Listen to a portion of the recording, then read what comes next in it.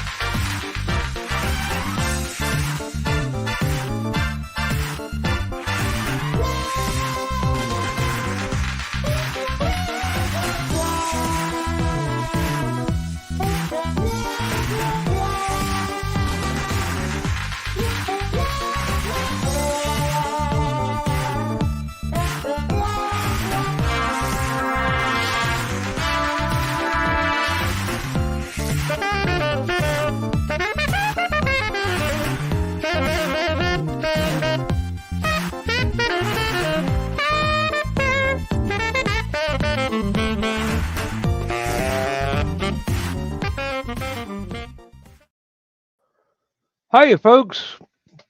I'm Dan Hollifield. Welcome to Last Man Standing. We did have a short Stupid O'Clock tonight. The reason it was only an hour instead of its normal 2 hours was because Joe Dog is trying a new thing and streaming to, I think, Instagram, which only allows a 1 hour show. So rather than end that Instagram stream and continue on, he decided we'd just do 1 hour. But, this is Last Man Standing. So unless I go to sleep in the middle of the show, who knows how long it'll last.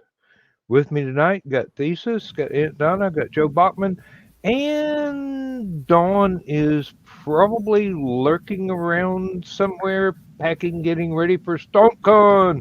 So she may or may not put in an appearance, or she may or may not pop into the room without her camera turned on, so she can still keep packing while she talks to us. Or Ted may be going, time for me to go to bed. Never know. Yes, StopCon. If you're in the Fowler, Indiana area, this Saturday starting at 10 a.m. and going to whenever, both Joe Bachman and I will be there. Thesis will be represented by Don, so you can see his works. And, that fellow that is running the show will also be represented by Don.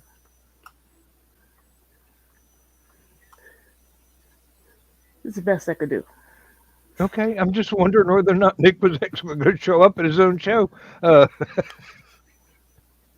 They're probably getting ready. I think Manda told Don they had to be there at 6 a.m. in the morning. Woo! Well, it's what, 2 hour trip for Dawn to get there, so 2.5. Like 2.5 is it's 2 hours to our place. So she probably will not be hanging out either in the chat or popping in live. Yeah. Who knows with that girl? I Really? know. I know Nick said that the vendors will have 2 hours in the morning to set up everything Saturday morning, which is probably when, I'm assuming, when we're going to set up, or when the wife's going to set up. I won't have a booth. I will be down there to help with running BSR and all that fun stuff. Yeah, Witzman dude says Dawn's staying in Indiana tomorrow night, but she has to be there tomorrow to help Manda do Yeah. stuff. Hey. So vendors have to be there at 8 a.m. Eastern time, Joe? On Saturday, Yeah. vendors can get there as early as 8, if I remember correctly. So if I come in at noon, that'll be okay. Oh, yeah. Well, we weren't planning on vending, but somebody backed out, and Hey. we're coming to help Nick. Just be prepared to make several trips out to the van to unpack more books as they sell. Oh, no. I don't carry that many books with me. Once they're gone, you're out of luck, honey. Carl says we will get there when we get there. That sounds like a very forceful statement there. Well, you remember he's also got to deal with Aunt Donna in the morning, and Aunt Donna. Well, doesn't do mornings. Let me put it this way: a friend gave me a button, not only once but twice, the same button that says "Not a morning person," does not even begin to describe me. Okay. Well, I was told earlier this evening that my wife has got her alarm clock set for, I think, either quarter till or quarter after 7 a.m. local time. She has an optometrist appointment sometime around 9 or 10, and we need to be leaving the house around 9 in order to get her there on time. So I don't know exactly when the appointment is. Well, I've got you a usually have to be there 15 minutes earlier than the appointment to get all the crap done. Well, yeah, but I don't have to sit around for that. I will be with a shopping cart wandering around the rest of Walmart at the time. I have a page-and-a-half long shopping list, and there's only 2 items of food on it. Well, 3 if you count the cat food and dog food, but I generally don't.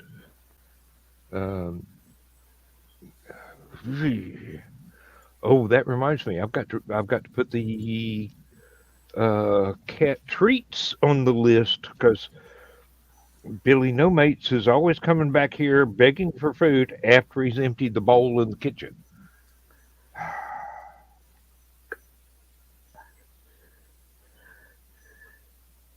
Now that he's got his headphones off, looks like Joe has joined the Witzman dude's head style. Not completely, but Yeah, it was really close there. Hey, if that's what somebody wants to do, that's what somebody wants to do. I guess so. I am not casting asparagus on anybody.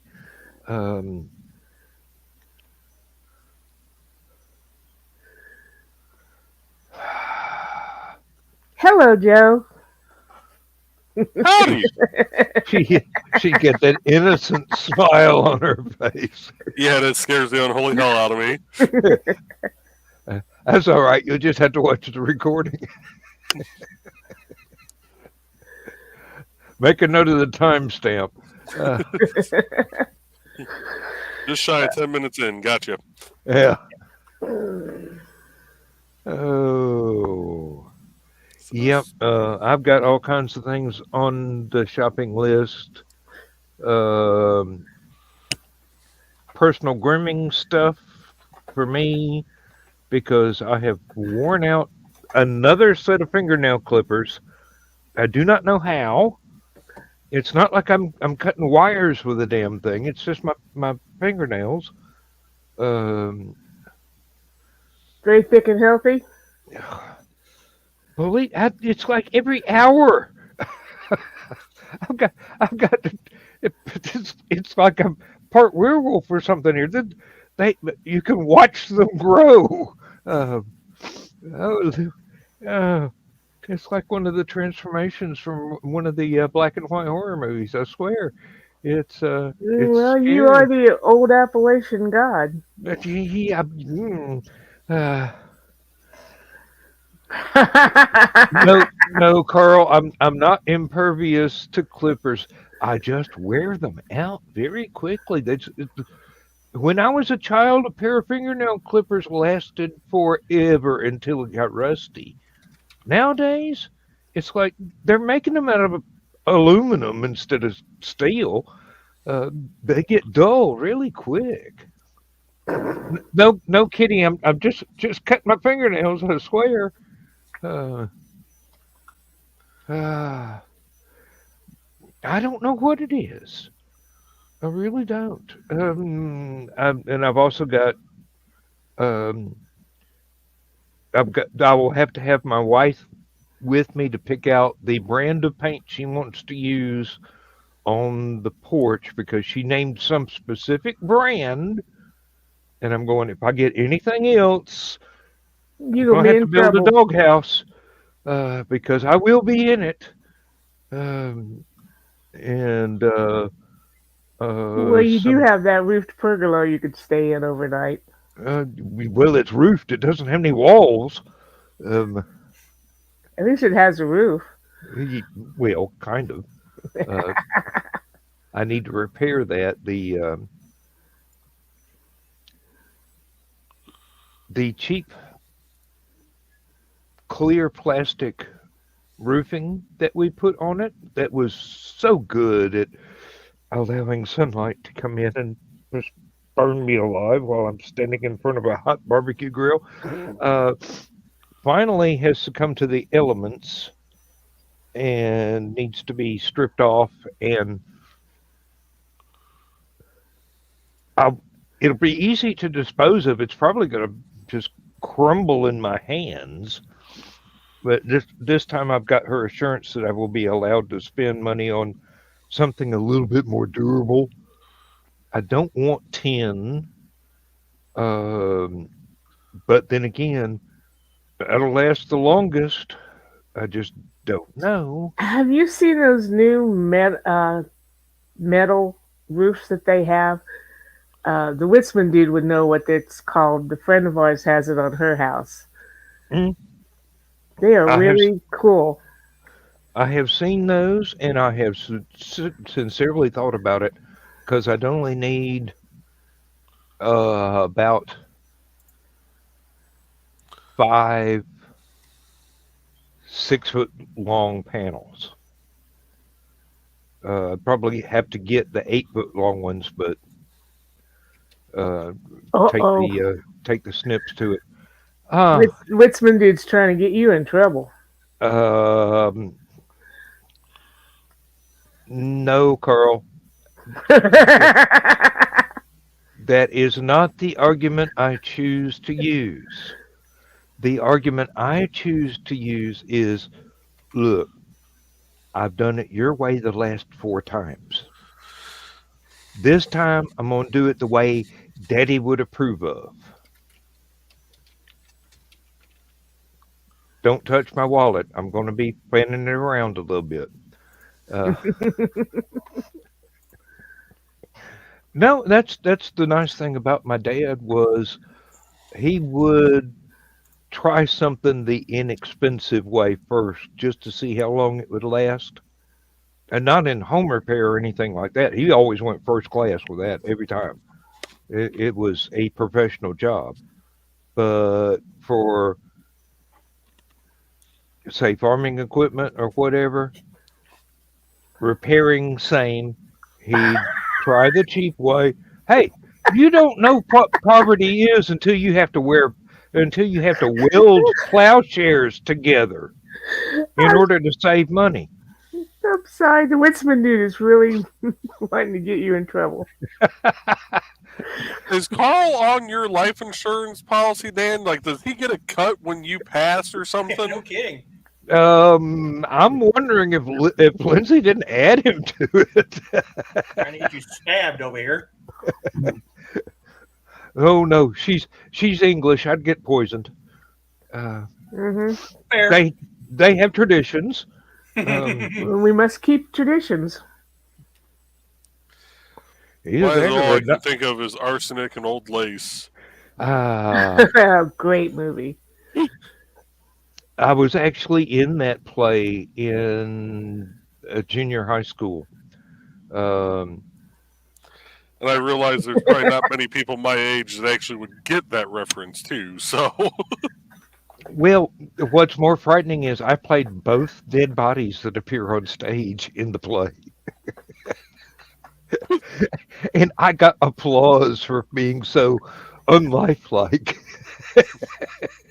I mean, they could tell that it was not a stuffed dummy or taxidermist or anything like that. It was definitely let's call it dead weight.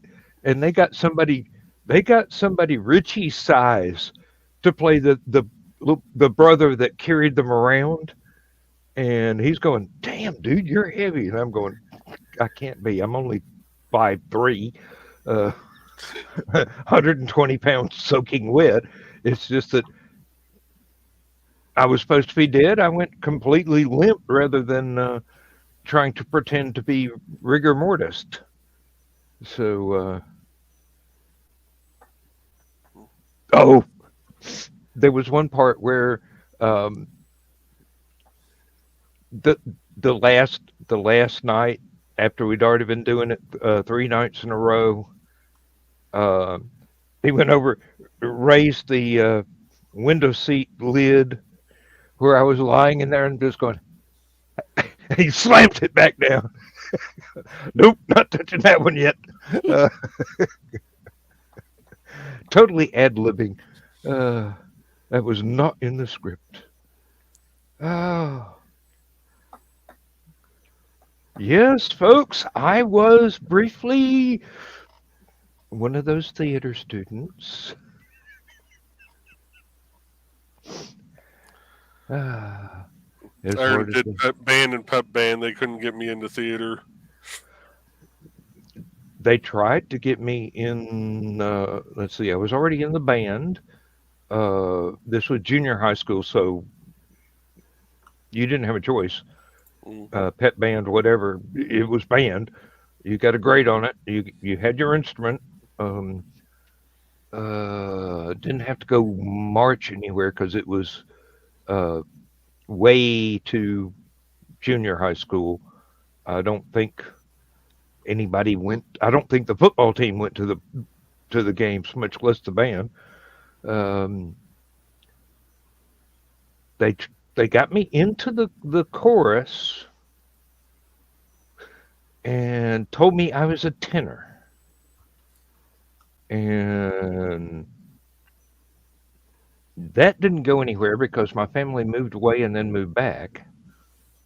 I had to go with them.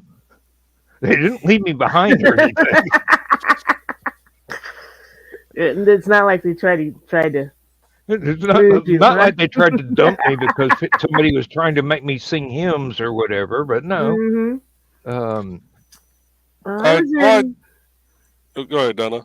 I was in 2 plays in high school. One I was a librarian in Up the Down Staircase, which that was kind of cool. But the other one I was one of the leads, and I wish I could remember the name of that play. It's about 2 doddering old ladies, and I had a pretty long monologue with my dead fiance. It was fun. I was in band from 5th grade all the way through my senior year. Played the trombone the whole time.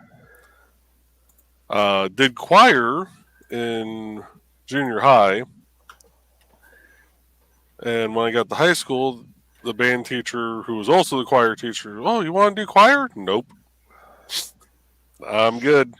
Yeah. I said, you already deal with me once a day. Do you really want to have to deal with me twice a day? Today. She's like, considering choices, I'd take you over some of the others. I'm like, yeah, still no. Foxy was in band a couple of years. Never was any good. I find that difficult to believe. Crippling anxiety makes it hard to play an instrument when you shake. I can understand why that would make her not any good. It's not not her ability, but yeah. And trying to get her to do a solo, that didn't work. So I played the organ, so I mean, there's no place for me in band. And like Foxy, I did 10 years of dance. I did jazz, ballet, baton. I performed at the state fair for 3 years. See, you would have fit in perfectly with our high school then, because if you can play organ, you could, should be able to play piano. I'm assuming. I used to play piano by ear, and then I learned to read music for the organ, and I lost all my ability to play piano. Yeah. My freshman year, our pep band, we had a drummer, 3 guitarists, a bass guitarist, a kid on cowbell, who was actually the backup drummer in case, he was one of the backup guitarists in case one of them couldn't make it. One of our English teachers played piano that was hooked up, an electric piano that was hooked up to an amp. The band teacher played trumpet along with one of the seniors, and that senior actually got a technical called on us during one of the games. I was on trombone. We had a tuba, and then a smattering of saxophone, flute, and clarinet. Half of those girls were also cheerleaders, which made it really interesting for halftime because they'd go out and do their little cheers and stuff. And as soon as they were done, they had to run up the bleachers and grab their instrument to start playing. And Mrs. Kent would always yell out the song so they at least knew what page to try and, get to. Mm. But, yeah, that was, we got a technical, well, technically Tommy got the technical called on him for blaring the Final Jeopardy 30-second song. He was loud enough on his trumpet, he could not only play that in tune, but both teams could not hear each other talk, and they were across the court from us. Yeah. It was one of those, normally the home team gets some, slight advantage from the refs. Now, our guys are getting straight up fouled, like blatant fouls, and there's no whistle. We so much as breathe in their general direction. It's like, oh, foul. Nope. I've been playing trumpet since about 4th grade, 5th grade, something around in there. And then my sophomore year in high school, the band director said, I'm sorry, this is not a movie. We do not need 76 trumpets. We've only got one French horn player. Some of you guys are going to have to swap over to new instruments. And I and another trumpet player got shifted over to French horn, which was fine. A little bit heavier to carry, but made a lot of noise.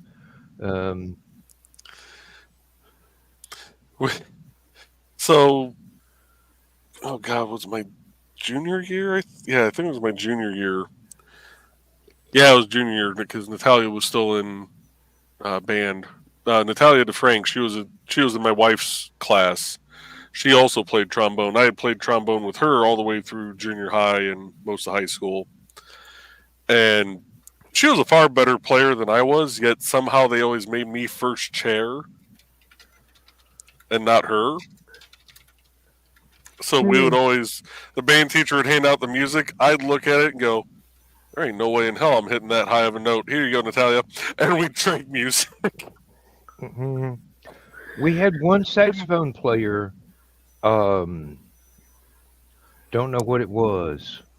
He never bothered to learn to read the sheet music. He always just played exactly note for note whatever the person standing next to him was playing. Whether it didn't matter what instrument it was, Mm-hmm. whatever it was they played, he could echo it on time, every time, perfect beat, march all the routines. I do believe the boy with special needs now, looking back at it. Didn't matter back then. Mm-hmm. He filled a uniform and could tote the saxophone and make noise. Now, if you've ever wondered what a trombone part sounds like on a tenor saxophone, just walk next to him in a parade one day. I'm going, oh, please, God, don't put him back with the drum corps. That would be interesting. You mentioned French horn. A little bit of trivia for you. David McCallum, man from Uncle, NCIS, played the English horn. And he also had one album that he recorded with him playing the English horn. And yes, I do own it. The thing about French horn is you really didn't need the keys that often. It was all in the embouchure. It was seriously. Yeah, but didn't you have to be like wherever the rest of the band was playing? Well, yeah. Okay, that fell flat. You can make it work. You said it was in the whatever, and I was embouchure, yes, at a yes. place. Never mind. When you have to explain the joke, it's not funny. It's all in how you hold your mouth, honey. That's what she said. And why do you think I have such great tongue action after all these years? Anyway. Hey, Rich. You know, Carl was a saxophone player. Need I say more? I could see Carl rocking a saxophone, actually. I would love to see Carl rocking the saxophone even now. Oh, he hadn't played one in 30. Well, okay, not the instrument saxophone in 30 years, but he can still tongue. Hey, Rich, was there any problems? Were there any problems with this one? Do you remember? That one, at first, I didn't think there was, but on mine there is. But that could also just be something funky with just a void forming right here or something like that. So okay. But for the most part, otherwise, that one was originally I thought freaking perfect. I was a trombonist. I was only trained on how to give reach arounds. Yeah. Have to dislocate your shoulder to get to that seventh position. Unless you've got, gorilla arms like me. Yeah. I've got really long arms, and I had to, basically shove the mouthpiece down my throat, and I know that just sounded so wrong. Even in seventh grade. I was saying it, I figured, I might as well just go with it. And even in seventh grade, I was one of the few trombonists that if I put my arm all the way out like they say you need to do for 7th position. I am 3 inches past the end of the slide, and it's actually off, smacking the cornet players in the back of the head because they are elitist pricks.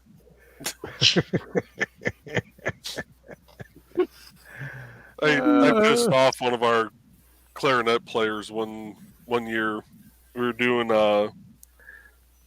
what the hell's the name of the song? Norwegian Bell Carol. The da da da da da da da da. Carol of the Bells. Carol of the Carol of the Bells. Bells. Yeah. Would I was you able like to. an apple pie with that? Sorry. Yeah. I was able to whistle it more in tune than the clarinets could play it. And the band teacher kept making them play it over and over, and like the rest of us are just sitting there, so I just started whistling it. And I hear the band teacher go, "Well, one of you are getting it right," and she went one by one. None of them were getting it right, and finally Renee goes, "Well, probably Bachman behind us. I keep hearing him whistle it." So she looks at me, she's like, "Whistle it real quick." So I whistle it out. She's like, "Do what he just did."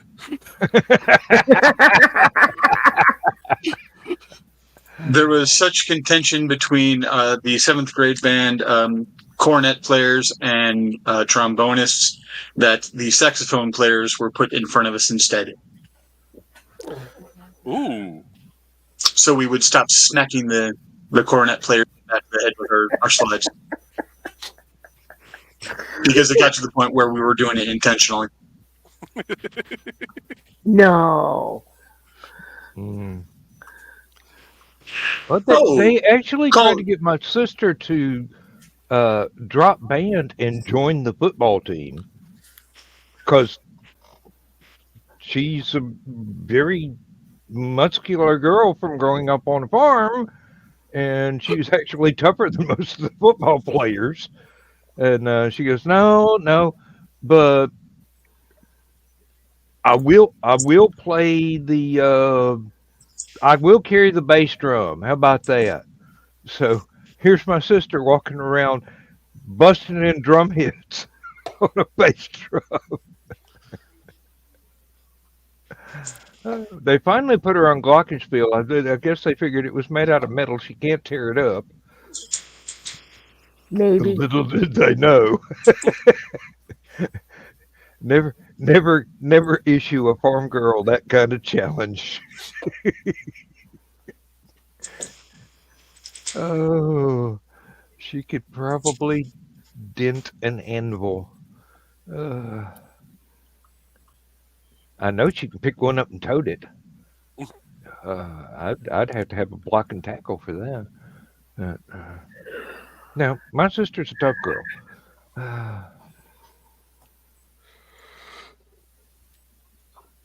Just don't give her anything with artificial flavoring in it. She'll die. I haven't had much caffeine today, which is unlike me.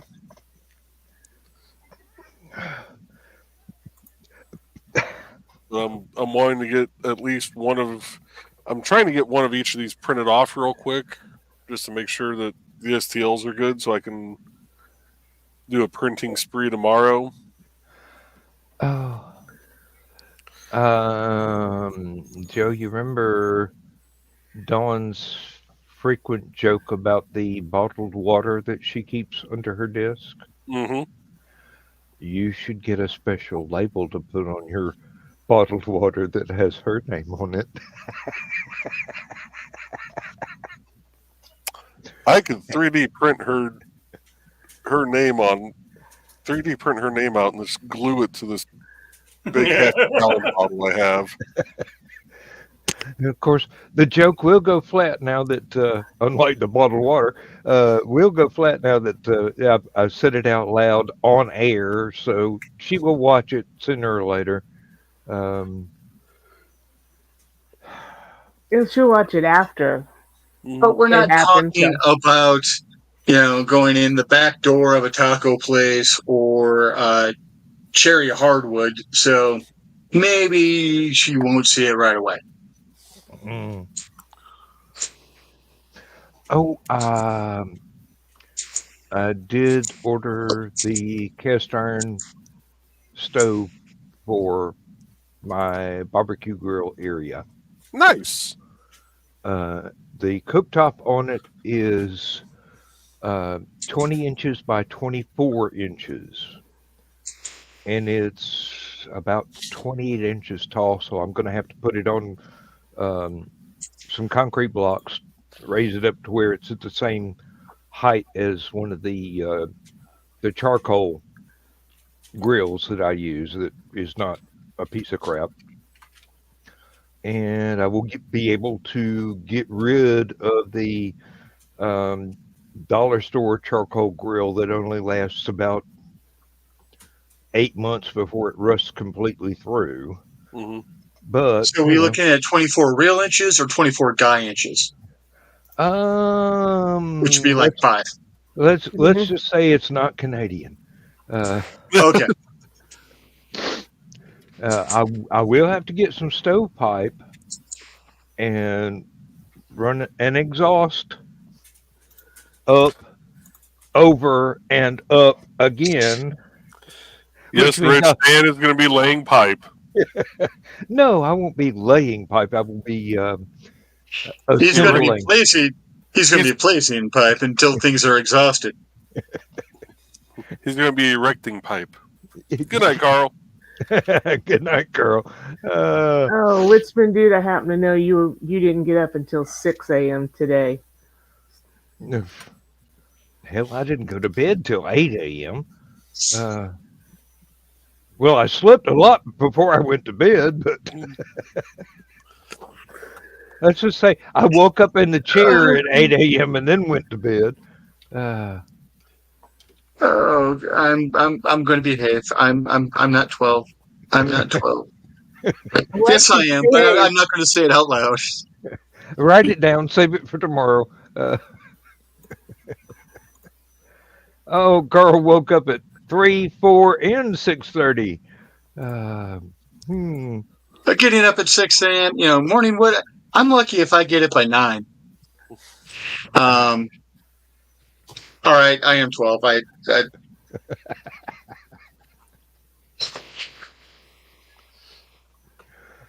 There's a special place in hell for me, and apparently it's a junior high locker room. Well, I told Lindsay that I ordered the stove, and she goes, "That's for outside, right?" And I go, "I am not putting a coal burning stove in the house, even though it's in my ancestry. Did that once in the trailer. Yeah, let's not do that.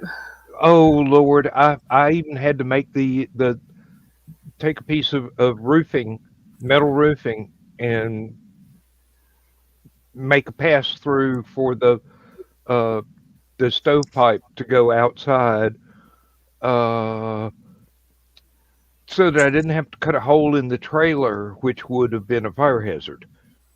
But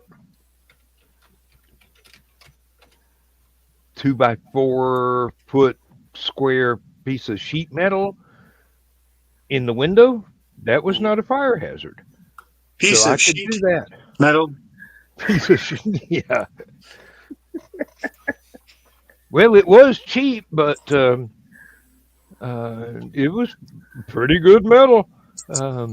Not as good as Black Sabbath, in my opinion. Nice. But no, she was reassured that I didn't intend to set it up in the kitchen. Go, here's your new stove, honey. Coal will be delivered Monday.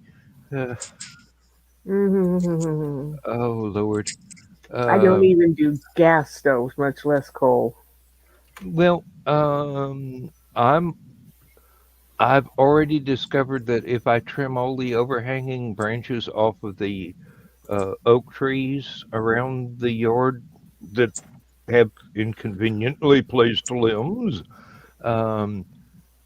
I probably shouldn't have to buy any firewood for this thing for about 5 or 6 years. Oh, Nice. crap. You Hey, want firewood? I can give you firewood. There's benefits to living out in the middle of the country.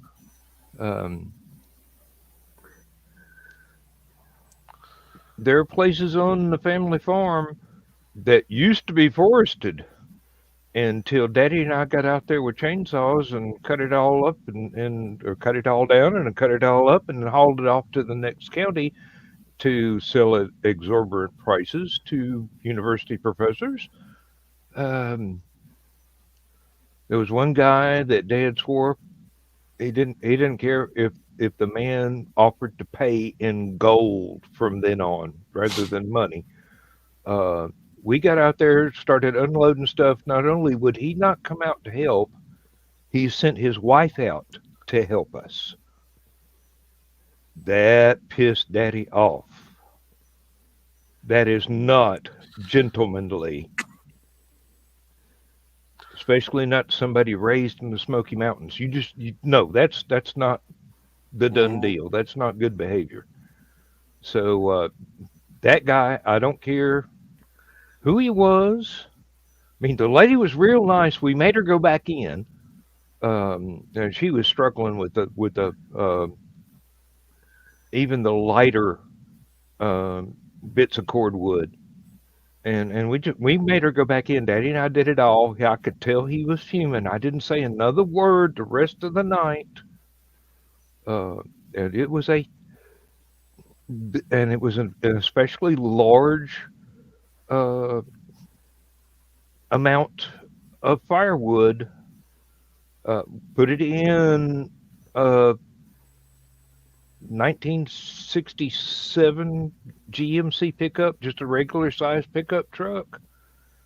And we had to be careful driving it down the road because there was so much piled in the back. The front wheels were just barely touching the ground to steer with. I'm surprised the cops didn't pull us over. They were probably afraid Dad to hit the brakes and they'd have to buy a new police car. Or he'd have to buy him a new police car, but I had. That's the first and last time I ever wanted to see my daddy furious about anything. I need to get another wireless set of headphones. They come in handy, except when you want to go down the hall, and you have friends who are smartasses. Better than friends who are dumbasses. Yeah. Friends who are smartasses make you laugh. Friends who are dumbasses get you bail. Make you cry.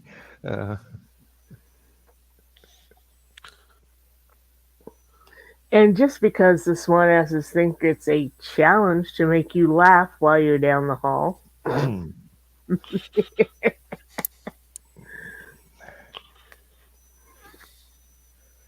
What part of infernal punishment did I not understand?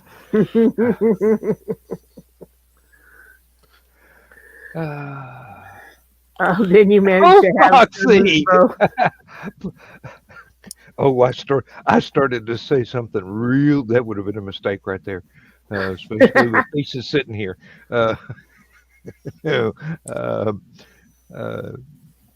Yes, and you're not in that particular Venn diagram, Foxy. I'll have you know. It's either one or the other. You choose. No, that's where I say that.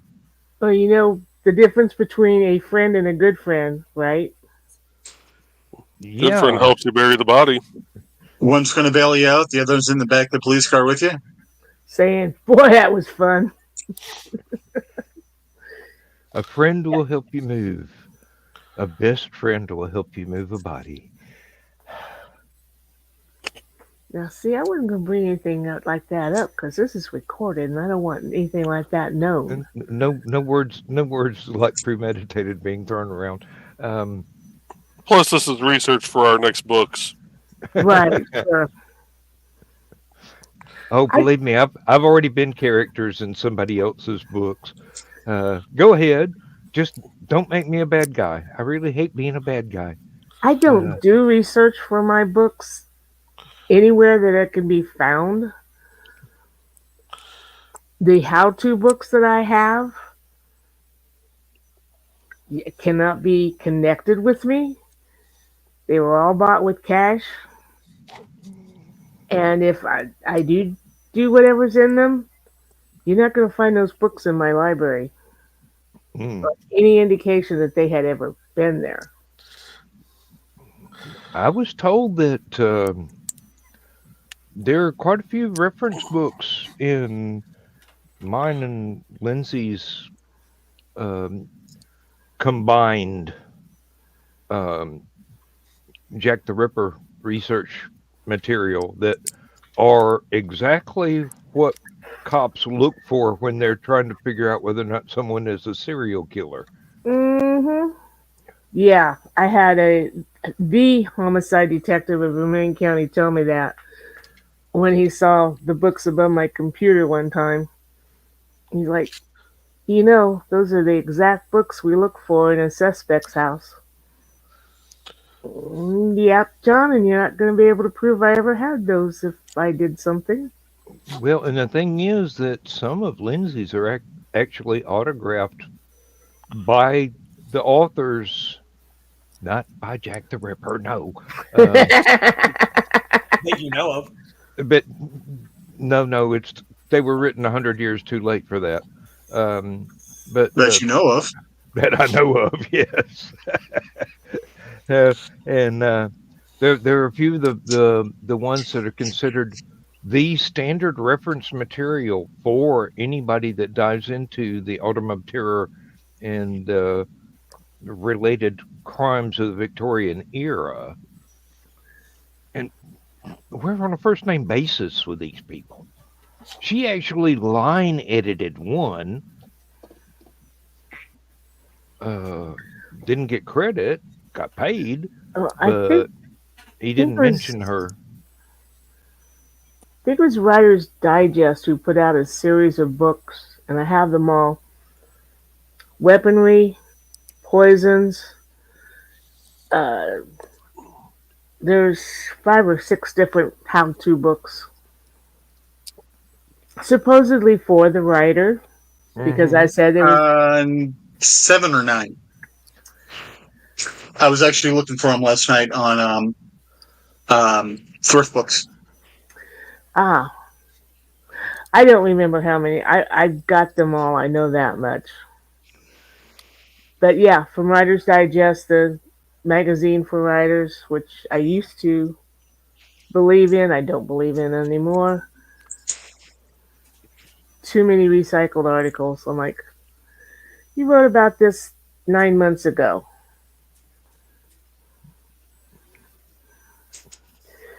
They're good if you're just starting, to help give you ideas, but like I say, same article every 9 to 12 months, written by a different person, but basically saying the same thing. Yep. File off the serial numbers, change the names, put a different cover on it. Mm-hmm. And that's basically what keeps about 4 little old ladies employed who write romance novels. Basically the bodice ripper type. Mm-hmm. Nowhere near as good as Michaela's books. But they just turn out the same thing over and over and over and over again. Well, that's because with like Harlequin, if you sign on with them, they say, okay, here's your formula. You follow this to the letter or we don't publish it. Yeah. Change the historical era, the costumes, the time period. Make him a duke instead of a count. Yep. Yeah. Over and over again, or Civil War soldier instead of a British cavalryman. And yeah, one of my friends used to write some of the he called it gun porn. It was some of the post-apocalyptic after the fall of civilization, ragtag team of explorers wandering around the irradiated wasteland, and it's like you get to a point where they're talking about their guns, and I'm going, I remember this out of the catalog, and it's exactly the same words. It's just okay. And you get paid for this? And he goes, yeah, as long as I turn out one every 2 weeks. Yep. And I mean, he was selling stuff under like 5 different house names and made a good living at it. I'm sorry, Richie, we didn't quite catch that.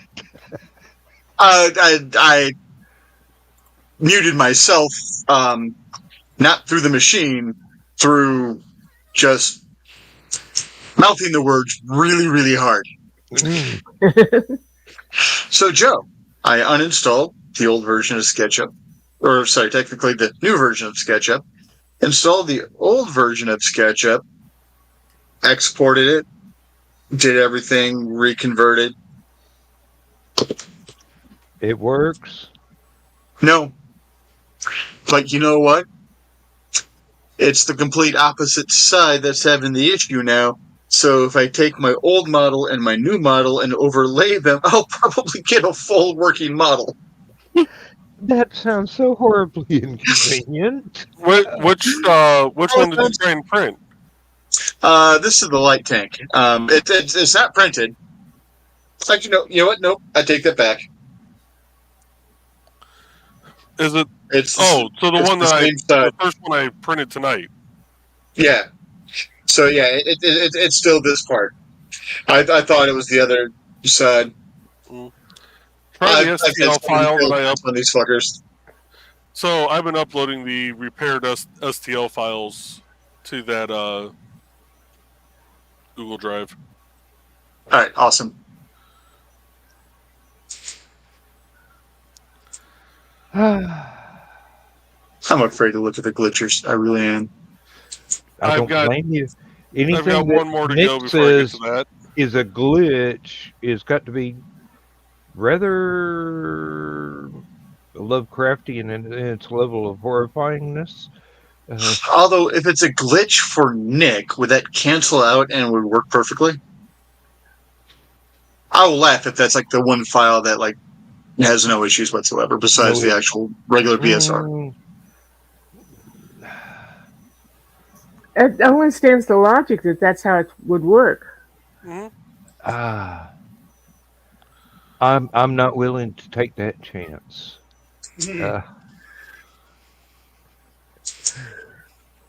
As like when I'm sitting back here and I'm surfing the web, and my wife comes and goes, "We've got no internet," and I'm going,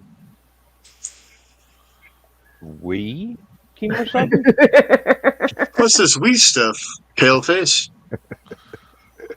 I've got perfect internet. You are having problems with the Wi-Fi." Oh, Lord, that thing's huge. That's what she said. What she said. That down to 1 inch. And that's what she said again. It's cold out. Remember, gentlemen, we are in the Arctic.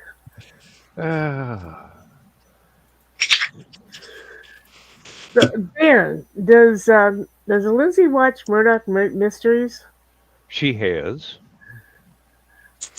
I just recently rediscovered it on Ovation, and they play like 8 episodes all through the day. Mm-hmm. And I knew it was kind of steampunky because of all the really cool inventions that Murdoch does. But I didn't realize how almost every show has a historical figure in it.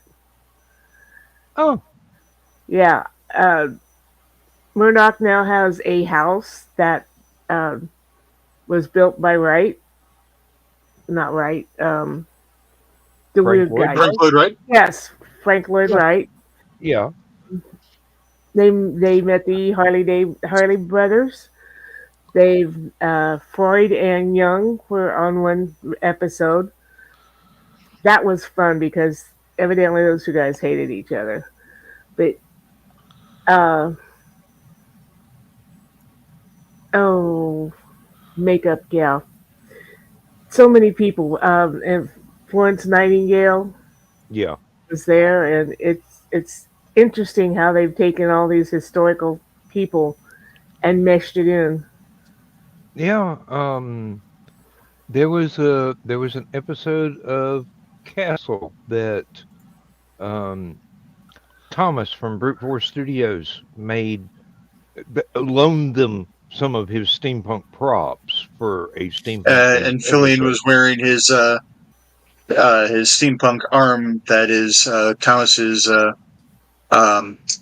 Featherstone character.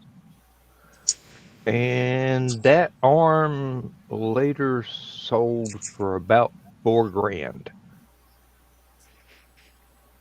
And having met Thomas at several conventions, he is one of the nicest guys you would ever want to run into.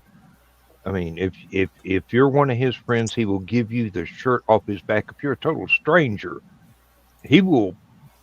If you are hungry, he will buy you food and bring it to you.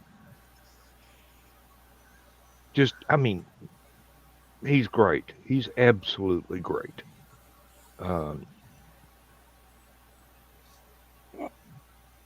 Thomas Williford, Brute Force Studios. There's a commercial for you. Didn't even have to play anything. And he's up in y'all's Recommended by area. two of the panelists on tonight's show. Hmm? Oh yeah, he's a really great guy. Oh, good morning, Mike Jimmy. Hey, Mike. Yeah, I didn't realize we were going on that late. Hey, we've still got another hour to kill, folks. Mm-hmm. Just because Joe Dog is cycled down to an hour doesn't mean that we have to.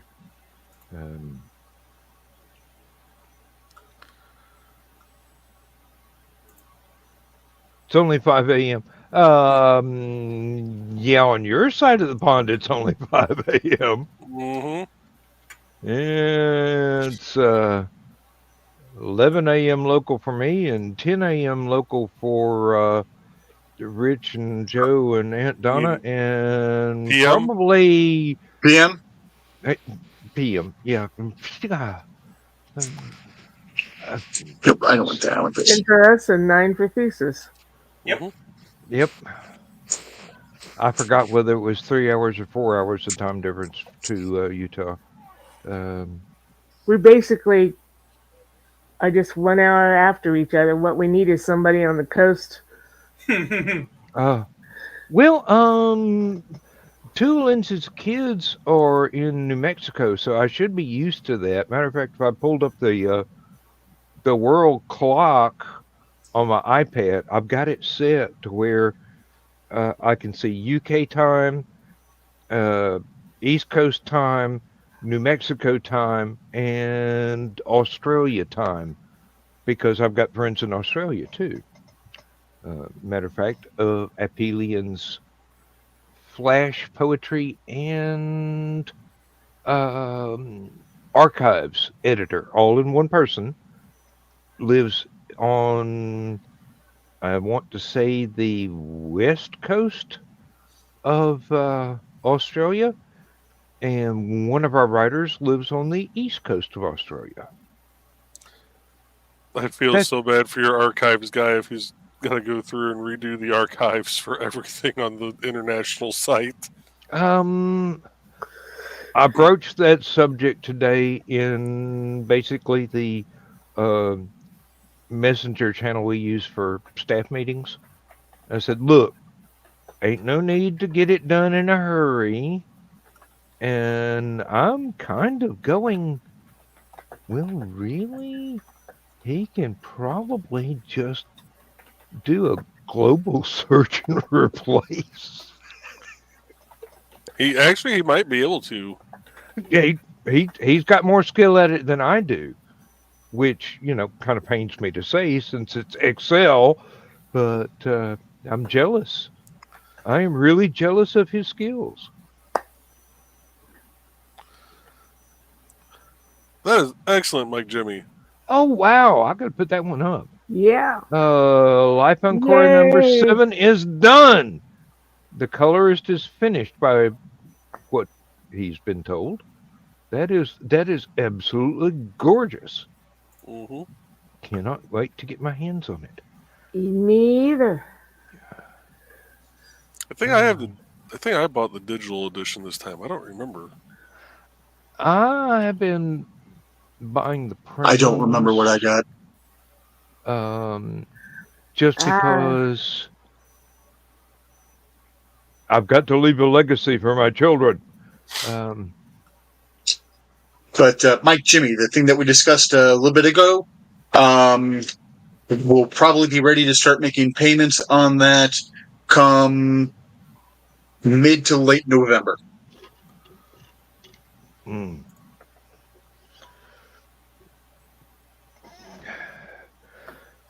Now he's got to check if they actually did everything right still. Yeah. Oh no, I haven't had him started anything yet. So No, he's talking about his colorist. He's the colorist. Speaking of books, though, Rich. Welcome to my world, Mike Jimmy. When you're the editor-in-chief, you've got to check everybody's work. Even if it's work you don't understand the code for. what did you say, Don? I said, speaking of books, when are you going to have an announcement? Oh, deer in headlights. I like that look. Oh!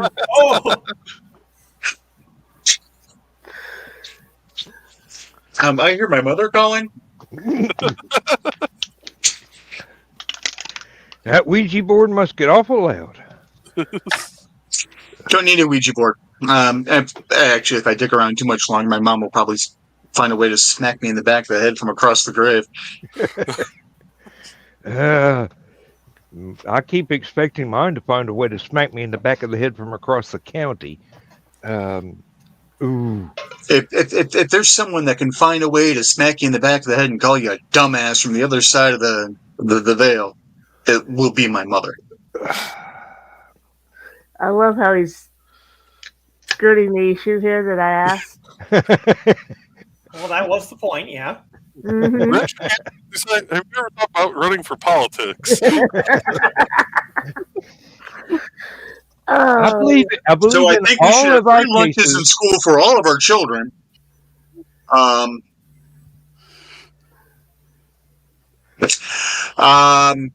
Still a few things I need to do. I need to work on a couple of internal nonfiction pieces to go into it, and then hopefully probably within the next month or so. Yay. Hey, Mike. Hey. Good Hey, morning. Mike.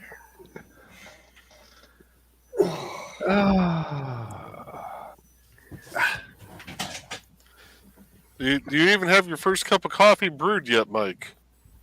Of course I do. There you go. The computer doesn't start until after the coffee pot. Exactly.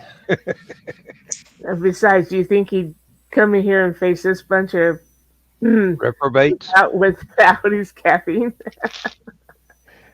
Oh no, I totally would. That's hilarious. But the stuff helps. You are a brave man. Oh man. So I need to get with my beta reader to see if she's decided which book I'm putting out this next time. Let's see. I'm gonna close. I was gonna say, I know Carl said you had quite the backlog of books. How many are you down to now? About. You mean the series or just the stories? How many unpublished works do you have? Is what he means. 20 to 30, maybe. I'm gonna hop. There's a baby crying. Mhm. Yep. I- Yeah, Mike. Grandpa ears heard that. yeah, I have only. I just finished a fanfic, which I don't know if I'm ever going to publish that or not, but that's the only thing I've worked on in the last 3 years because I have so many books that Well, can go out. I am looking for stuff for the November issue of Aphelion. This is already working on something, which he hopes to have ready on by that deadline. Which I told him, "Hey, get it to me before the first Sunday in November. I'll put it up." Um, Oh, the same offer holds to everybody else here. If you got a day that you're not absolutely completely chock-a-block scheduled up, this will be the 300th issue of Aphelion. And I I do would, have one sci-fi short story. that would be wonderful. That The would be other, the other I call sci-fi fantasy. Think of I don't, B5 with leprechauns. Now I that don't, might be what goes out in November. well, um, whichever you're willing to part with the first electronic publishing rights, as long as you realize that you will retain all the other rights whatsoever. I can't help that Aphelion uses up first electronic publication rights. That's just the way they write the rules. That's no big deal. But we have, and if you say, I don't want this in the archives, it won't go. I will delete it. It'll only be there for that issue. No one will ever be able to read it again without using the Wayback Machine, which is a fun tool. Yes, it is.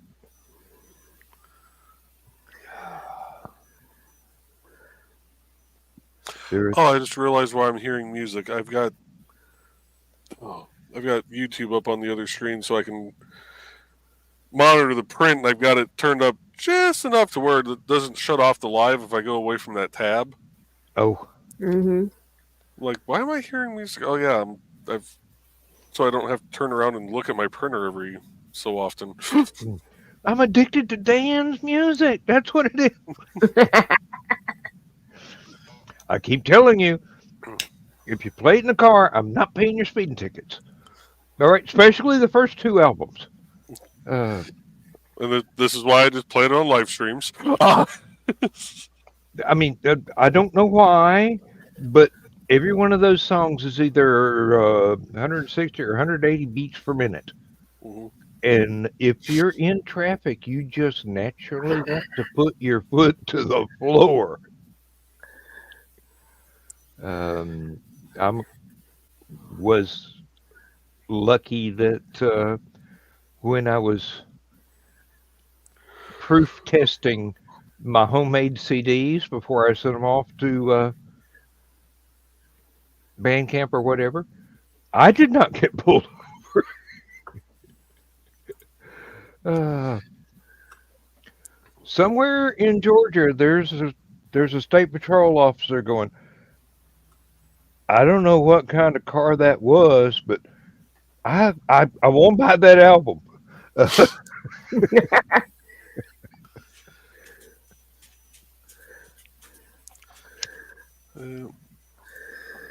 Poor Foxy.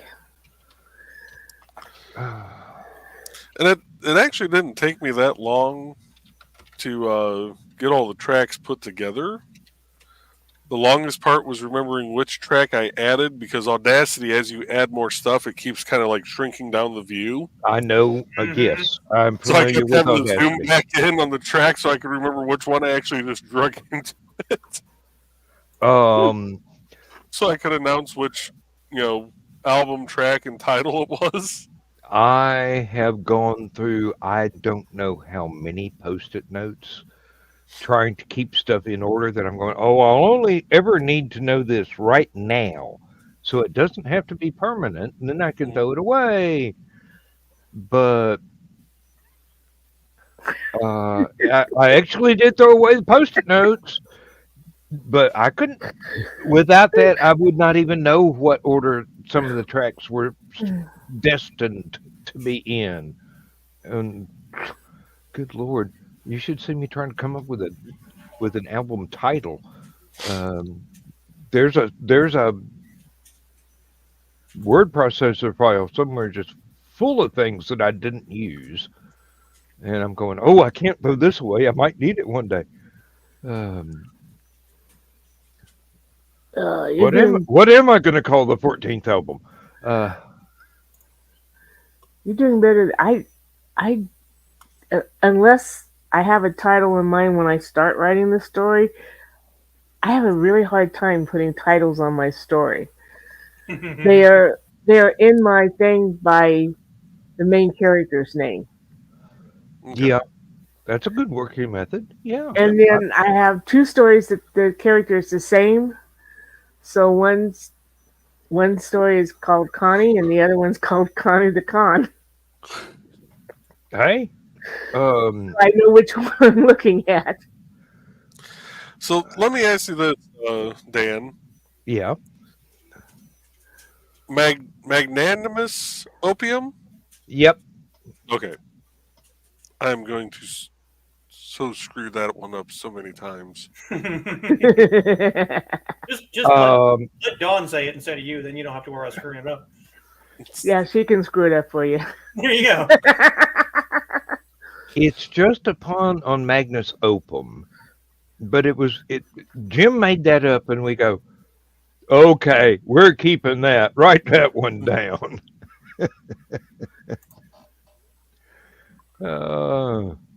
There was one recording session where I'm sitting there going, wait, I got to turn on the tape recorder. We're about to start. And he goes, oh, yeah, we're recording these really valuable gems. And I just look over at him. I go, well, I think you're really valuable, Jim. He picks up somebody's drumsticks and throws them at me. Kind of deserved that one. Well, yeah, but what part of college punsters did you not understand? What do you mean, college? Well, he was still in college. I was working at the time. That's the only reason I was able to buy my musical instruments. He got a degree in computer science and geology. 2 degrees the dude graduated with. He was working for an oil company counting microscopic undersea critters, skeletons, diatoms, and things, so that they could figure out where to drill the next oil well. Look how many Stephanie has. Oh yeah, I mean seriously, when people choose to apply themselves, it's amazing what they can do. Then there's me. Well, I mean, look at me. I'm dyslexic and dyscalculia, and what do I do for fun? I write Excel spreadsheets. If that ain't irony throwing a brick at me, I don't know what is. Okay, so I have this wonderful PA who lets me tell her what's wrong with me. And about a year ago, she's like, okay, what's wrong with you? What are you having problems with? And I said, well, I've been seeing this thing about insulin, not sensitivity. Resistance, yes, thank you. It's insulin, and I wasn't sure I believed in it until my friend Stephanie was diagnosed with it. And she's like, well, why does that make a difference? I said, well, because she's a rocket scientist. And Heather kind of looked at me and I said, yeah, she's a real rocket scientist. She's worked for NASA. She's got all these degrees and stuff. And if she believes in it, I got to believe it's true. Mm-hmm. And she's like, so you think you have it? And I said, no, I don't. But those symptoms led me to looking up insulin resistance, which made me look up this and this. And I just need some vitamin D and magnesium.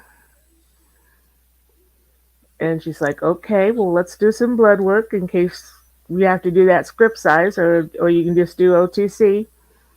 And I was right. And she's like, I love it when my patients are like you. And then you have the reverse of that, which is like my brother-in-law who goes into the doctor and just flat out tells them I have this and this and this and this and this, but he's an asshole about it. So they're always like, shut up. You're not a doctor. Shut up. Or my mother-in-law who goes to, okay, yes, he was a cancer doctor, but he was a blood specialist. She had anemia, which led her to telling everybody that she had leukemia. No, she did not hear it wrong. This woman used to be a nurse. She was just a hypochondriac.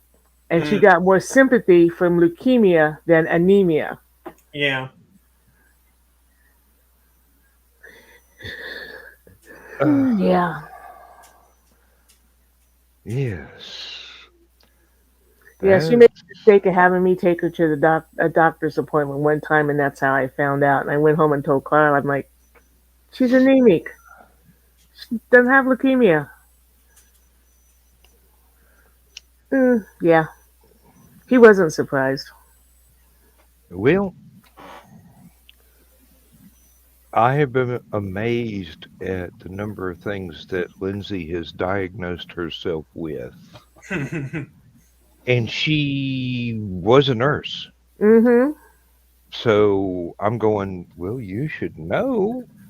And then I'm looking back and I'm going, no, wait, no. Honey, that's a migraine. That's not cancer. The dog jumping up and putting her paws on your chest is not going to give you breast cancer. Bruises maybe, but It definitely bruises. Especially when it's a 180-pound dog. Damn dog's taller than she is when it stands up. Oh, my bestie April was a nurse. In fact, that's how we met. She was helping take care of my mom at the nursing home. And when she goes into her doctor, she's already done her research, including viewing YouTube things of the surgery she needs. And so she goes in and says, this is wrong right here, when she had to have surgery on her thumb. And she told them exactly what they had to do. And the doctor looks at her, new doctor, because of course, they got to go to specialists. And he looks at her and goes, used to be a nurse, didn't you? And she was right. They had to do the exact surgery that she told them they were going to have to do. Right after the motorcycle wreck, I had to go to the doctor the company had decided was the official doctor. Mm-hmm. In order to use the insurance that I had been paying on for 20 years at that point in time. And he's going, oh, well, no, we don't have to do anything to your knee that, you got a tibia plateau fracture. But we really got to do all kinds of surgery on your wrist. And I'm going, I think I'll get a second opinion if you don't mind. Mm-hmm. He tried to argue me out of going to get a second opinion. I go, no. I've read the contract. I am required to get a second opinion before any surgery. This is in the contract at work that pays you through my insurance. And I turned to my friend after we'd gotten out of earshot of the doctor and I said, "Get me the hell out of here." Went to another doctor. He goes, "Nope, we need to put a couple of screws in your knee to let it fuse back together without you having problems in the future. But all you've got is a couple of tendons that'll reattach to the bones there in your wrist. Surgery just make that a lifetime problem." And I'm going, "Thank you, Jesus." I finally got somebody that knows what he's talking about. Come to find out later, same doctor treated my little brother when he had a workplace injury and dropped a huge chunk of metal on his hand, and treated my dad when he turned on the sprinklers in the garden and tripped over some bean vines trying to come out and messed up his ankle. And next time I went back for a checkup, he goes, "What is it with you Hollifield men? There's a They don't make windows easy to leak out of these days, Doc." There is a standing rule in our family, and has been forever, to not go to the local ER in Danville. To go over to Champaign, 30 miles away, to go to that ER. My mother slipped and fell on some ice, hurt her elbow, decided it was okay to go to the Danville ER. They took the x-rays. "You'll have to come back tomorrow. We don't have anybody to read them." Gave her pain pills and sent her home. So my sister-in-law took her the next day. Doctor says, "Nothing wrong with your elbow, but you've got a hairline fracture of your wrist. We'll put a cast on that." And sitting there waiting, and my mom's like, "This doesn't feel right." So my sister-in-law says, "Okay, we'll take you over to Champaign." They got the x-rays that Danville took them to Champaign. Doctor looks at him and says, "Nothing wrong with your wrist, but you've got a piece of bone the size of a quarter out of your elbow. We're going to have to take that out before we can fix the elbow." Mm-hmm. Yeah. That's like, when I had my fainting spells here last, and I made the mistake of going to the Danville. Well, had to call the ambulance. Being on Medicare, that's not going to pay to go over to Champaign. Have to go here. Doctor did not come within a foot of me. And I'm like, I'm pretty sure it's an ear infection. And I appreciate she did the heart thing and everything. I'm old. I understand that. Gave me pills for the dizziness, which were wonderful. I took the pill and in like 2 minutes, I wasn't dizzy anymore. Did my follow-up with my PA. She had a student in with her, and she's like, "Do you mind if she takes a look in your ear instead of me?" And I'm like, no problem. The student looks in my ear and goes, "Oh yeah, you've got an ear infection. It's just bright red down in there." Duh. Yeah, so like, remind me of this the next time something happens, and I even think about calling the ambulance. We'll get April over here. She'll know how to get me around. Mm. And we'll go to a real emergency room. Mm. Well, I'm getting kind of tired of folks that are telling me I am morbidly obese at 5'11" and 190 pounds. Mm-hmm. And I'm going, excuse me, I used to be a walking skeleton. Uh, There's I, people that have no idea what the hell the word morbidly obese means. uh-huh. Mhm. And there was one impromptu healthcare day we had at work where it seemed like the people that showed up were instructed to tell everybody they were morbidly obese. We had one guy who's like 6 foot even and about 135 pounds. And he walked in there, they opened their mouth, and he says, "If you tell me I'm morbidly obese, I'm going to punch you so hard." I mean, he looked like a walking scarecrow, but that was just his body type. Mhm. I have a friend who she's joined a nutrition study. They have this specific meal that they have to eat once a day and then follow rules. She's probably the size of Thesis. They told her she was obese. And I'm looking at this going, I mean, yeah, she's 60 plus years old. She's got the flap in the arms and everything. Mhm. But this woman walks 5 miles a day Hmm. besides the rest of her exercise routine. This woman is not obese.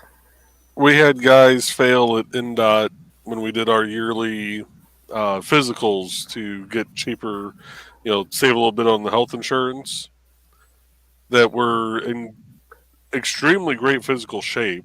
I mean, muscular, barely any fat on them, but their BMI, because of how broad their shoulders and chest were, Mm-hmm. put them into that category. Mm. And Foxy, you're fun sized. See, the expert has agreed with me.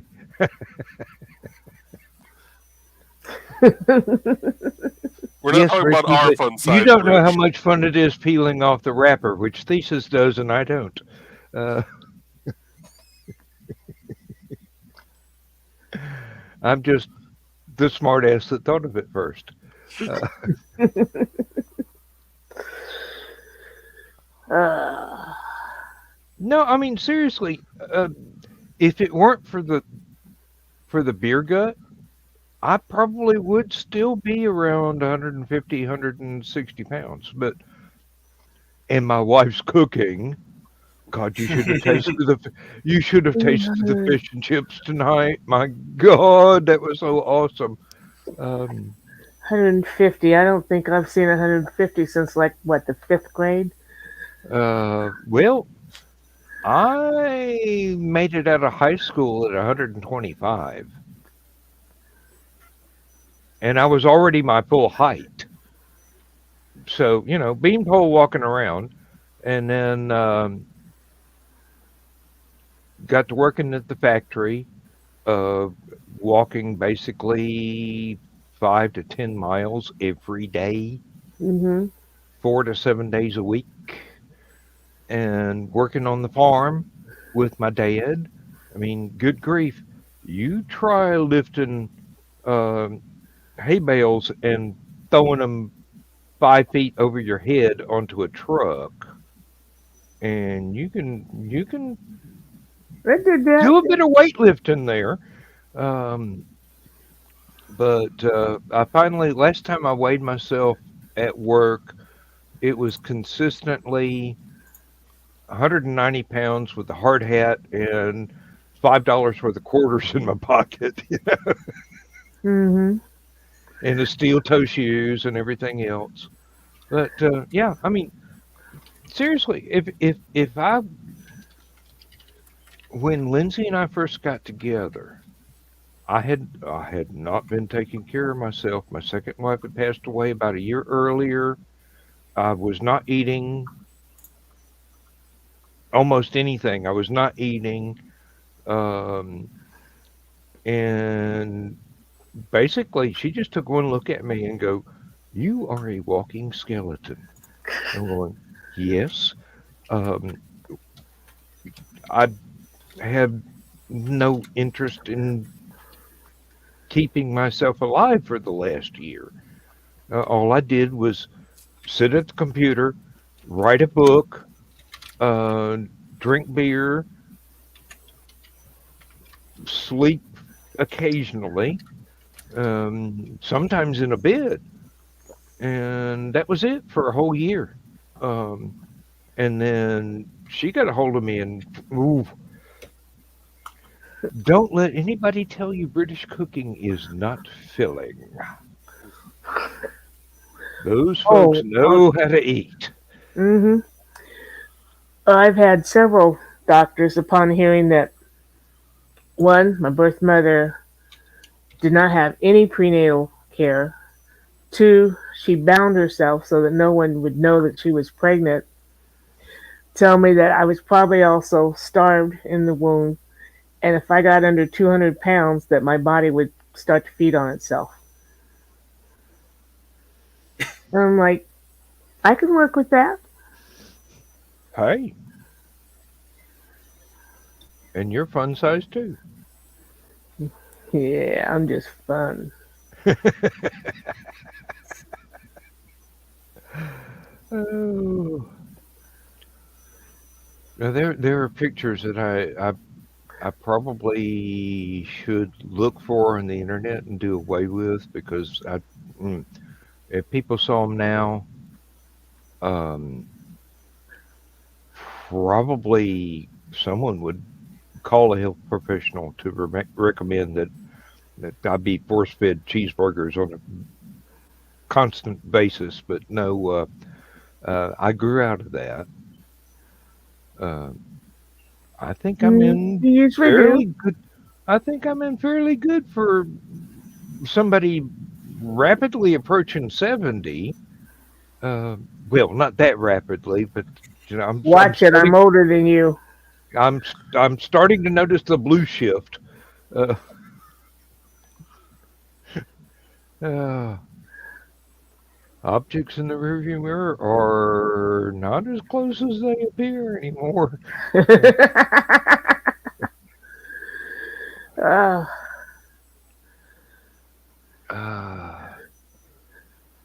Of course, I did have one experience that made me think something really, really weird was up. We were at a Christmas party for work, and there was one of the supervisors was looking around the room for me, not 6 feet away from me. And because I was not in my work clothes, he couldn't identify me mm-hmm. because I didn't have the hard hat, the safety glasses, and you know, I was dressed up. I cleaned up well, and he just looking around, and I'm standing there going, dude, I'm right in front of you. I could reach out and touch you. You should have.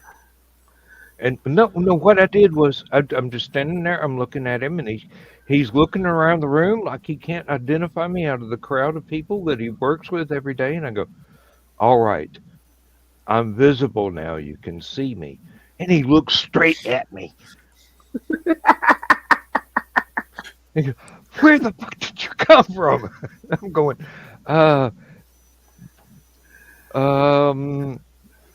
gotta stop reading those Lamont Cranston books. Evidently, for one night, I had the power to cloud men's minds. I've always had that Unintentionally. power. Oh no, honey, you have the power to mess with men's minds. It's totally different power. Um, there's a whole lot more drooling involved with your power. Wipe your chin, sweetie.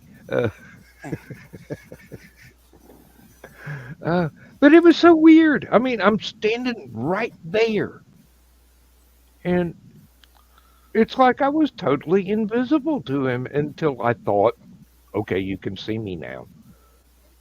Boom. No, I mean, I do not want to believe that I was actually invisible till I said I wasn't, but that was the actual effect. So Yeah. kind of So spooky. basically, you managed to finally throw yourself at the earth and miss. Oh, Same fuck. kind, same kind of principle. Yeah. Um, However, I'm not practicing that. It hurts too damn much. Especially at this age. I mean, really, if I I throw love myself at the ground, I expect to hit. Uh, I love how when Joe's straightforward, the yellow on his thing on his earphones disappears, and he's looked like he's got no ears and a funny bit a of funny hat. on. That's the blurring effect instead of using green screen. Mm-hmm. Yeah. And I do believe the blurring is adjustable. There's a sliding scale where you can blur it up and down. Uh, yeah. And in the green screen, the Same thing. yellow The yellow's gone. headphones Mhm. disappear. Well, if I actually set up my green screen, oh no, I think they would still disappear. But so if I turn my head a certain way, the actual microphone will disappear too. Mm-hmm. Mm-hmm. Well, this was a StreamYard upgrade that we didn't get told about. But after a certain point, you didn't actually need the physical green screen. It would just the camera would focus on you, and anything that wasn't you would be digitally green screened. I don't have the curtain drawn. I haven't had to use that for months. Mhm. Now, using an actual green screen, you still get better results generally. Mm-hmm. You know, But you it have to doesn't. have much brighter lights. Yeah, which I do have. I'm too lazy to keep setting up and taking down the green screen now that the cats come down here occasionally. I keep getting drunk, falling down, and pulling the curtains down. So my problem is, I got to replace one curtain rod I broke. Thank God I get them at the dollar store. They're garbage, but I love them. Rich, you look like you're about ready to kick a puppy. No. Nick's computer, maybe, but not a puppy. Well, don't take it out on his computer. I got him a decent computer. It's the Nick Field. Yeah.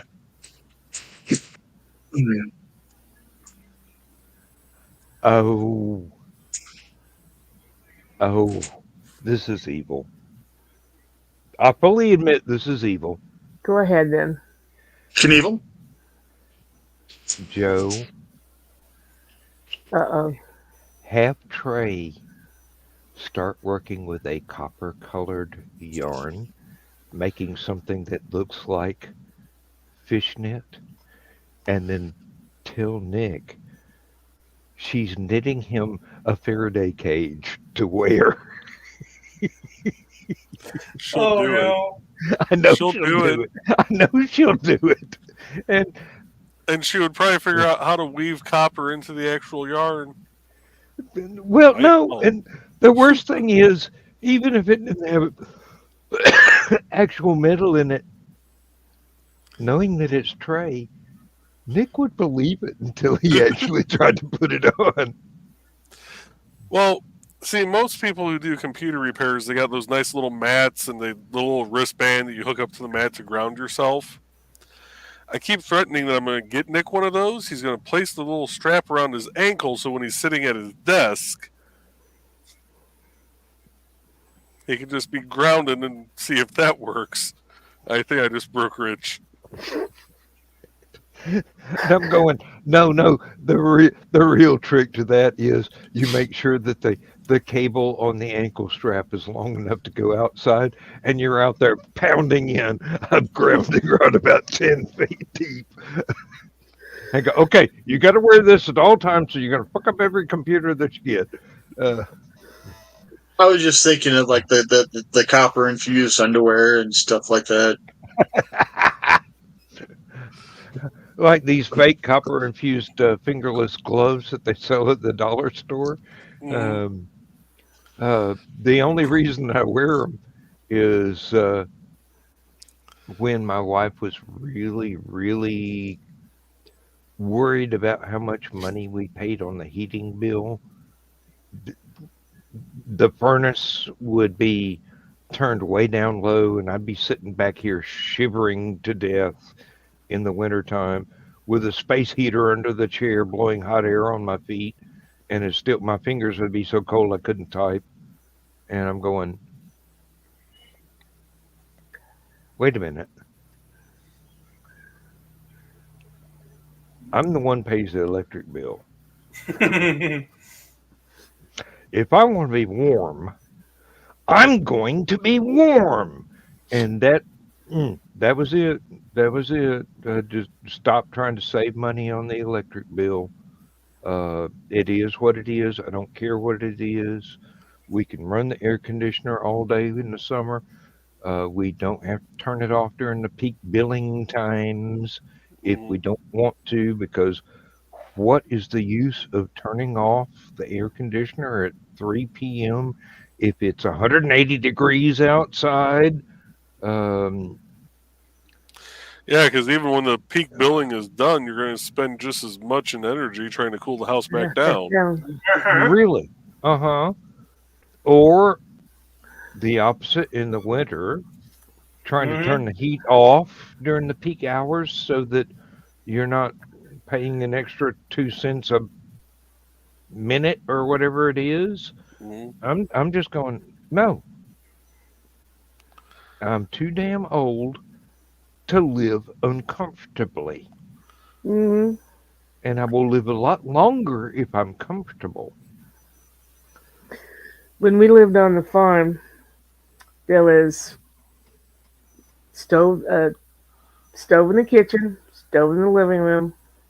That was it. My bedroom was on the east side of the house, which was 2 rooms away from either one of them. We had bales of hay around the foundation to help keep the heat in. After we left the farm and went up to Rossville, that place had a furnace with a thermostat. And that was about when they were going, oh, you need to have your thermostat at 67s. You know, my mom's like, it's going to be at 72. Because we are going to be warm for at least one frickin' winter. I keep the house at 70 in the summer and 72 in the winter. I start getting chilly whenever the temperature gets below 85. I was going to say, I keep the AC at like 78, and it actually gets chilly in here. Yeah. Got something to do with having a stucco house. See, upstairs it's comfortable at 70 in the summer. If I turn it down any lower, I'm going to be able to hang meat from the ceiling down here and probably see Rocky Balboa down here practicing for his next match. That's not what we mean by pounding your meat, Rocky. Put it away. You get Michaela bringing you fresh deer carcasses to hang in the basement. Pretty much. And there's been times I've come downstairs here and went, damn, this is actually chilly for me. Now, second and third floor have the furnace and the AC. First floor used to be on a boiler till it died. And wasn't about to spend. Well, the boiler itself would have been $10,000, and they would have had to put in new piping, and yet, we don't have that kind of money. So we bought one of those heat transfer things. But we have a big house. It only cools or heats the west side of the house on the first floor. On the east side, there's no place to put one because there's no wall space unless we took down a bookcase in the library, and not about to do that. Hmm. It's almost all windows over there. You can feel the difference if you walk from the dining room over the stairs into the foyer. Mm-hmm. It's like that doorway there is a real barrier between the cool and the hot, or the heat and the cold. That's like me when I come down here, because especially with all the 3D printing I've been doing, I don't trust bread not to screw with the 3D printer while it's going. And even when I'm not printing stuff, I'm going to have to keep an eye on him, make sure he doesn't try and go after the filament that's strung down. Mm-hmm. But when I come downstairs, I'll open the door to the basement, and when I walk down to that first landing, it's got to be at least 5 to 10 degrees hotter on that landing than it is upstairs. And then as I go down the stairs in the basement, I'm about 10 degrees lower than what I was upstairs. All the heat from the printer rises and collects on the landing. No, that landing, even before I got the printer, was hotter than hell. Mm. And it's on the far side of the basement. It's on the complete opposite side of where I'm at. Well, we've got a brick house and fairly new roof on it, but always in the summertime it'll be cool outside, and the ceiling is throwing heat down from the heated air in what passes for an attic in this little bitty thing. But it's brick walls, so it's not radiating outwards any. It's just, and we've got an attic fan that we rarely use. I used to use it all the time instead of having air conditioning. Window units. I just turn the attic fan on, blow all the hot air out of the roof. It'd be fine. I mean, have all the windows open, screens up, no bugs coming in or anything. But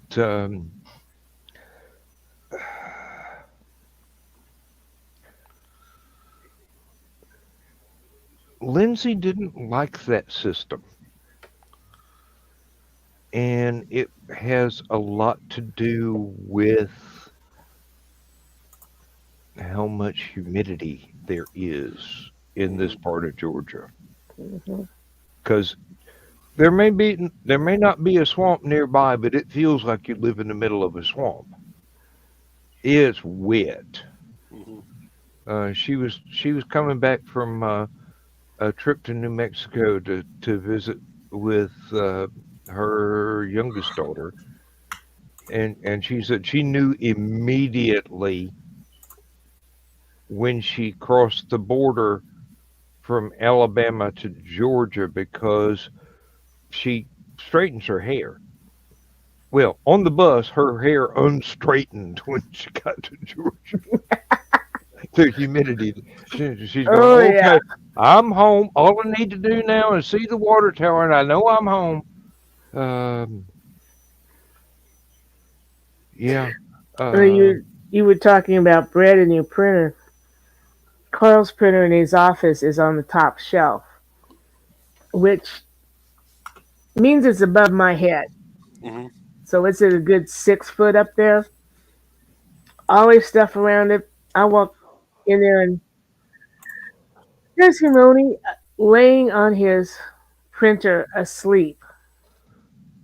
And I'm like, how did he get up there? And Carl says, I have no idea, because there was nothing disturbed on the rest of the desk.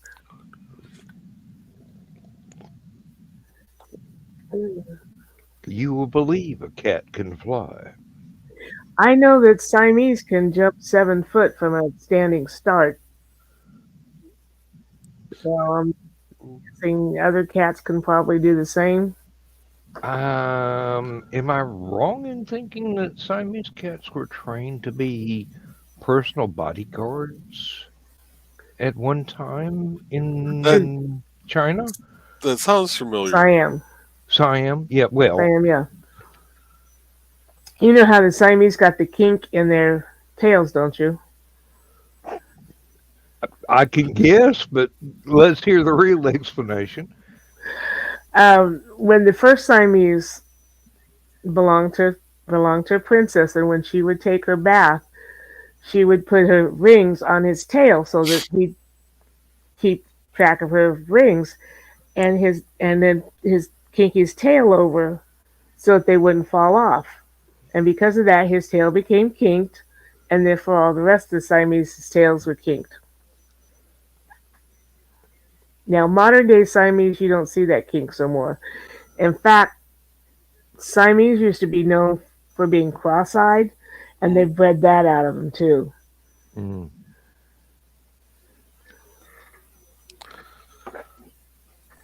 I think that story belongs in a book of mythology somewhere. It should be recorded for historical reasons. And according to my memory, and it's only my memory, I don't have any physical resources to back it up, and I'm not going to Google this, because if I Google Siamese bodyguard cats, I'm sure to get a few images that I do not want to see and do not want on my computer in search history. But no, they had a habit of sitting on someone's shoulder, and if the person they loved was being attacked, they would leap to defend their owner. And it's probably something I picked up from some fairy tale somewhere, because I did read a lot of world mythology when I was in my younger years. But oh, Joe, no, I do not want to see a Siamese CIA agent here.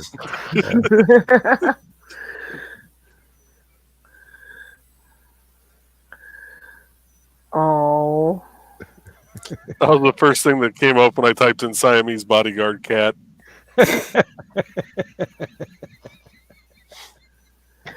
Okay. According to Hill's Pet Nutrition, which Hill's is a brand of pet food,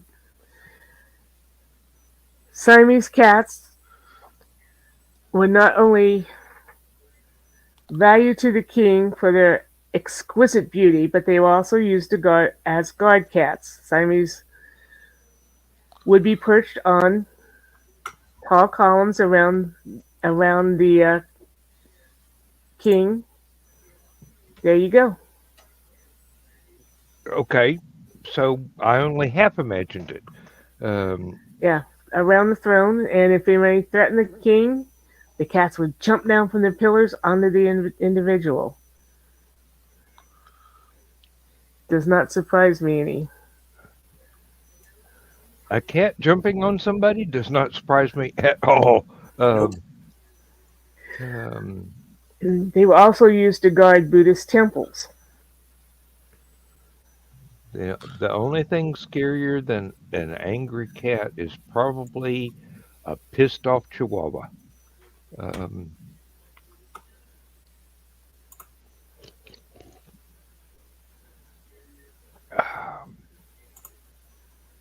Hey, a pirate cat. Oh, nice. I like that. Well, technically it's a lady pirate cat, but I do believe they left the other nipples uncovered. So.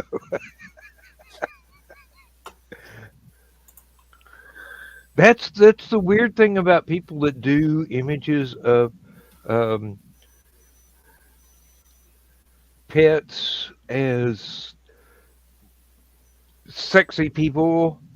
They keep going, wait.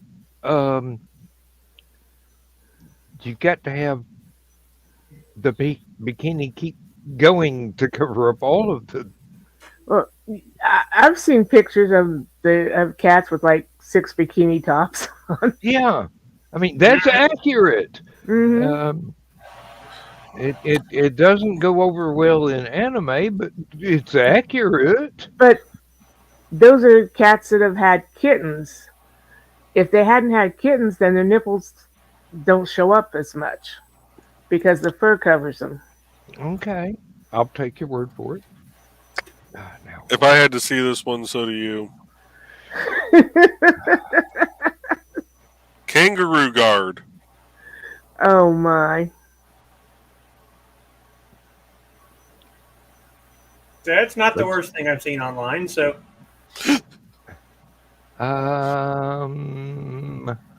no, I do believe I've seen I've lots seen of worse. things online. I really wish I hadn't. And the CIA wishes that I hadn't, because they had to look at it too. Thank you, Richard Nixon, for convincing me I needed to write you a letter. I completely can.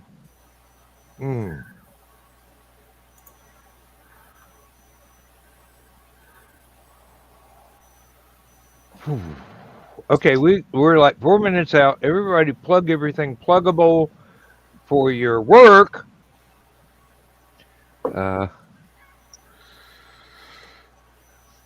Oh, Foxy, you have no idea. Sometimes I think that's half. I think sometimes it's half the viewership, and they're going, "Oh, we need to get somebody infiltrated into the green room so we can find out what that's about."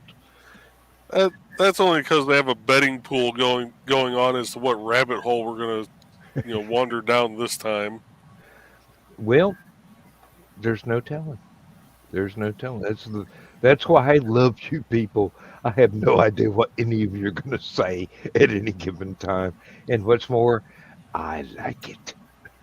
I think you have a pretty good reason what I want to say to you. Could be a unicorn hole. I mean, if you're going with what Joe's printing or Joe Doug's printing. That's one way of putting it. That boy ain't right. But as far as plugging stuff goes, you can find all of us on indiecd.org. Yes, indeed. And buy Dan's music this Friday so he gets all the money. yes. Your one-stop shopping center. You can get everything any of us have done and then demand more. We like when people demand more. Don't forget to give out the link to Bandcamp tomorrow, Dan, so we can all share it. If I can figure out how to do that. It's called copy and paste. It's called logging in. That's the problem. If nothing else, well, actually, the easiest way would just be share your Indie CD profile, because each album's already in there. Yep. And no, I do not want to do that. Sorry. Click the wrong direction here. Long leather, Frank. Well, it's time to say goodnight, Gracie. Yes, indeed. Good night, farewell, auf Wiedersehen, goodbye. Toodles, folks. See you later. Good night. Hasta la papa. Later, folks. Sorry if I was snoring.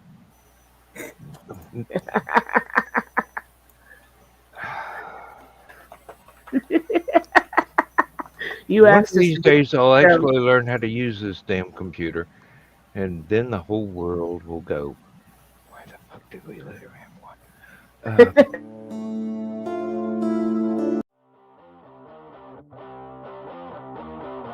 Transmission overload. System will shut down.